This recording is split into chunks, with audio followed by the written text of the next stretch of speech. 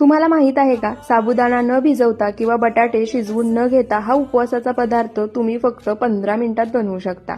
त्यासाठी गॅसवर कढई गरम करायला ठेवली आहे। त्यामध्ये 1 वाटी साबुदाणा घालायचा, फक्त गरम होईपर्यंत भाजून घ्यायचा आणि पूर्णपणे थंड करून घ्यायचा।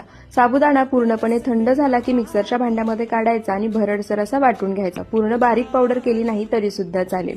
त्यानंतर ही तयार पावडर एका बाउलमध्ये काढायची। त्याच मिक्सरच्या भांड्यामध्ये 2 मध्यम आकाराचे चिरलेले बटाटे, 4 हिरव्या मिरच्या, 10 ते 12 काळी मिरी, अर्धा चमचा जिरे आणि 4 चमचे दही घालायचं आणि थोडंसं पाणी घालून हे सर्व साहित्य मिक्सरला फिरवून छान अशी पेस्ट तयार करून घ्यायची।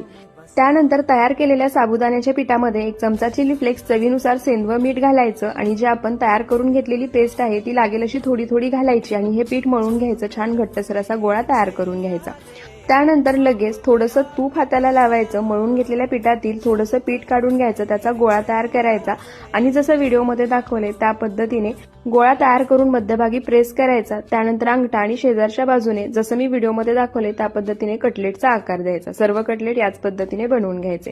तेल छान कडकडीत गरम करून घेतलं आहे। गरम केलेल्या तेलामध्ये हे तयार कटलेट सोडायचे आणि मध्यम आचेवरती छान सोनेरी रंग येईपर्यंत तळून घ्यायचे। डिटेल रेसिपी व्हिडिओ पाहायचा असेल तर चॅनलच्या नावाखाली त्रिकोण आहे तिथे क्लिक करून पाहू शकता। मस्त वरून कुरकुरीत, आतून छान मऊसूत असे उपवासाचे हे कटलेट तयार आहेत। तुम्ही सुद्धा एकदा नक्की बनवून पहा आणि व्हिडिओ आवडला असेल तर फॉलो करायला विसरू नका। धन्यवाद।